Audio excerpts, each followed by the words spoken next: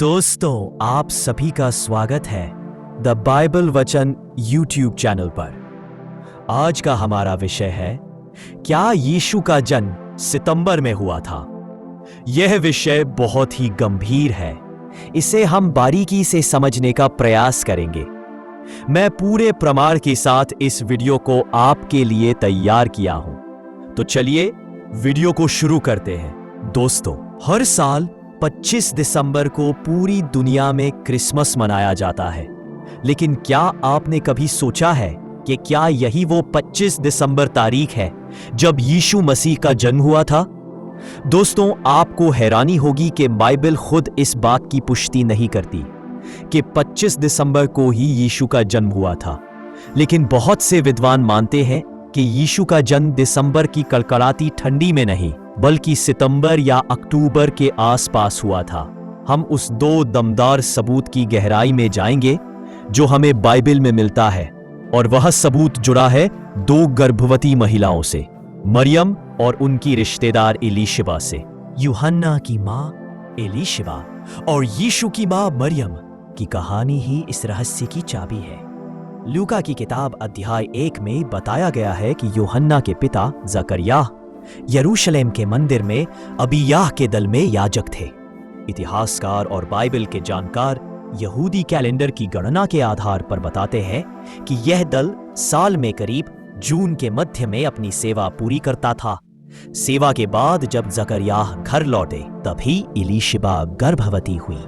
अगर एलीशिबा जून के अंत या जुलाई की शुरुआत में गर्भवती हुई, तो 9 महीने बाद यूहन्ना का जन्म अगले साल के मार्च या अप्रैल में हुआ होगा। मरियम का एलीशिबा से मिलना।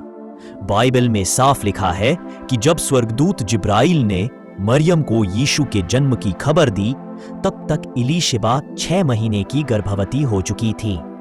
मरियम तुरंत एलीशिबा से मिलने गई। लूका 1:26 में बहुत बड़ा सबूत छिपा है।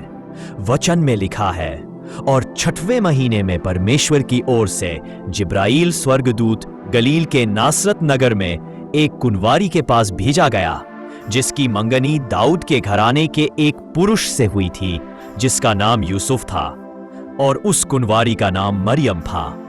अगर यूहन्ना का जन्म मार्च या अप्रैल में हुआ था, तो यीशु उनसे ठीक 6 महीने बाद पैदा हुए होंगे। यह गणित सीधे सीधे बाइबल के समय काल पर आधारित है, और यह बताता है कि यीशु का जन्म संभवतः सितंबर के मध्य या पतझड़ के शुरुआती महीनों में हुआ था। सबूत नंबर 2, अगर यीशु का जन्म 25 दिसंबर को हुआ होता, तो उस समय के मौसम पर ध्यान दें। लूका 2:8 में लिखा है कि यीशु के जन्म के समय उस देश में कुछ चरवाहे थे जो रात को मैदानों में रहकर अपने झुंडों की रखवाली कर रहे थे। क्या यह दिसंबर में संभव है? क्योंकि यरूशलेम और बैथलेहम, जहां यीशु का जन्म हुआ, वहां दिसंबर में भीषण ठंड होती है। तापमान अक्सर 5 डिग्री सेल्सियस से नीचे चला जाता है, और कभी-कभी तो बर्फबारी भी होती है। इस कड़ाके की ठंड में चरवाहे शायद ही रात में खुले मैदानों में अपने झुंडों की रखवाली करते। वे आमतौर पर अपने झुंडों को सर्दियों के महीनों में बंद बाड़ों में रखते थे।